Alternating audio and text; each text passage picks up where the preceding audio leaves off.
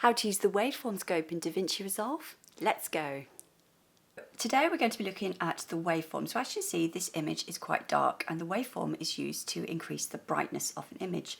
So if we go over to the scope, ensure that your waveform scope is selected.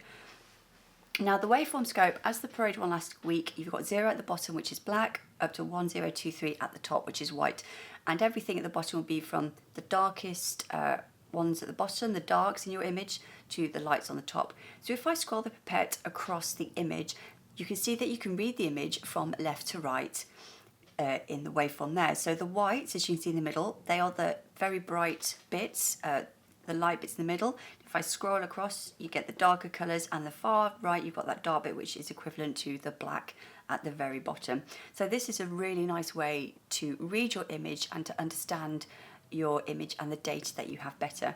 But if you wanted to increase the brightness and you just wanted to say increase the gain, as you can see, you're actually losing data here by just increasing the gain, because the white is actually going over the top. You're clipping the white and losing data, which is not what you want. Well, if you're being creative, you may want that in some looks, but here in this case, this is not what I want. So if I reset this and go across to curves, this is a nice way to retain data. If I move it just along the top, this is the equivalent to gain. As you see, data is being lost and the information is being clipped. But if you take the line in the middle and adjust it, you can see that the whites are being raised, but you're not really losing much data. It's quite a nice way to adjust the brightness without affecting the image too much.